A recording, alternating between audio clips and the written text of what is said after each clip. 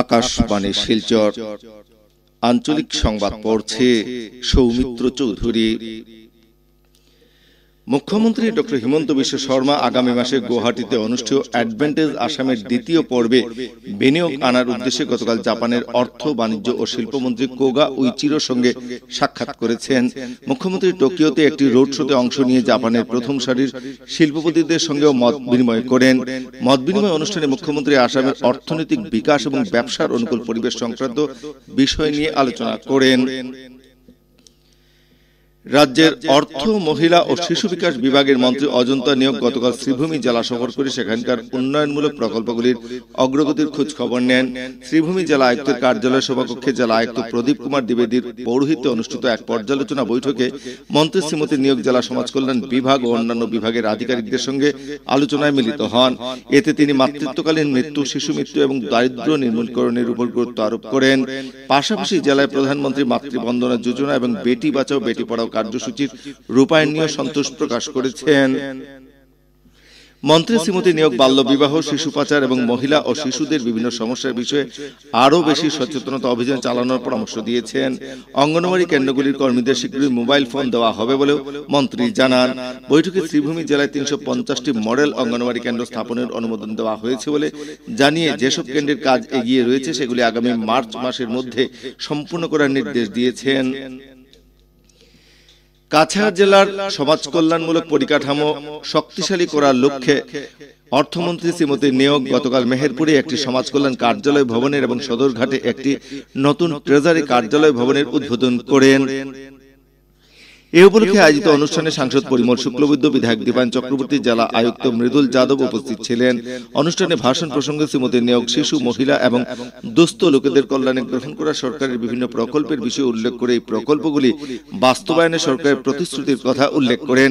কাছাড় জেলার মহিলা ও শিশু উন্নয়ন বিভাগে বর্তমানে যে 16টি প্রকল্প ব্লকের অধীনে 534টি কেন্দ্রকে সংযুক্তিকরণের ফলে বর্তমানে 3460টি অঙ্গনওয়াড়ি কেন্দ্র রয়েছে বলে উল্লেখ করেন।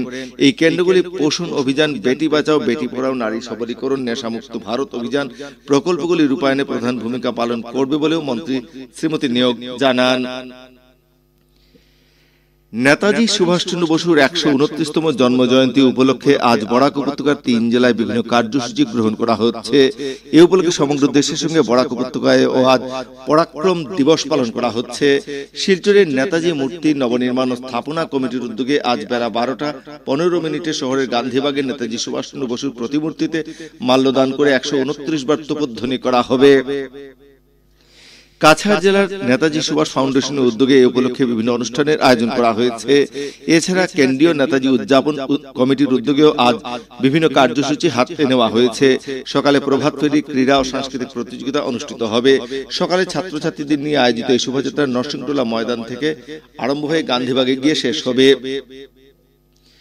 তারাপুরের পায়নীয় সাংস্কৃতিক সংস্থার উদ্যোগেও আজ সকাল 8টায় কিশোর কিশোরীরা মার্চ পাস্ট করে শিলচর গান্ধীবাগের নেতাজি প্রতিকৃতিতে গিয়ে শ্রদ্ধা জ্ঞাপন করবে।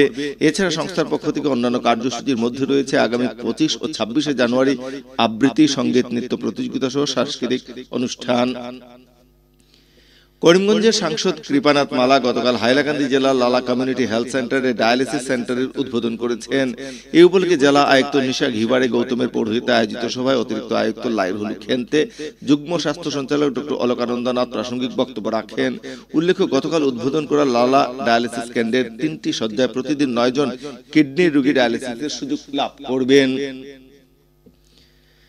আসাম সহ উত্তর পূর্ব ভারতে গতকাল রাত 8টা 57 মিনিটে মৃদু ভূমিকম্প অনুভূত হয়েছে। রিক্টার স্কেলে এই ভূমিকম্পের মাত্রা ছিল 4.3। ভূমিকম্পের উৎপত্তি স্থল ছিল পশ্চিম মণিপুরের ফেরদোলে, যা শিলচর শহর থেকে 160 কিলোমিটার দূরে। ভূমিকম্পে হতাহতের কোনো খবর পাওয়া যায়নি। হাইলাকান্দি জেলা প্রশাসনের পক্ষ থেকে এক বিজ্ঞপ্তিতে জানানো হয়েছে যে উগ্রপন্থী সংগঠন আলফা স্বাধীনের রাজ্য জুড়ে নাশকতা চালানোর হুমকির পরিপ্রেক্ষিতে আগামী 26শে জানুয়ারি পর্যন্ত হাইলাকান্দির রবীন্দ্র মেলা বন্ধ থাকবে। মেলা কমিটির সাধারণ সম্পাদক পিনাকি ভট্টাচার্য জানান যে মেলা বন্ধ রাখা নিয়ে জেলা আয়ুক্ত নিশা ঘিবারে গৌতম গতকাল এক বৈঠক করেছেন। উল্লেখ্য, হাইলাকান্দি শহরের নেতাজি সুভাষচন্দ্র বসুর মাঠে গত 1 জানুয়ারি থেকে এই রবীন্দ্র মেলা শুরু হয়েছিল। আকাশবাণী শিলচর কেন্দ্রের আঞ্চলিক সংবাদ এখন থেকে আমাদের ইউটিউব চ্যানেল এআইএন নিউজ শিলচরের মাধ্যমে শোনা যাচ্ছে। এছাড়া আমাদের Facebook page all India radio news Silchar এবং এক্স হ্যান্ডেল @AIN_News_শিলচরের মাধ্যমেও এই সংবাদ শোনা যাবে। আঞ্চলিক সংবাদ এখনকার মতো শেষ হলো। পরবর্তী আঞ্চলিক সংবাদ রাত 7:45 মিনিটে।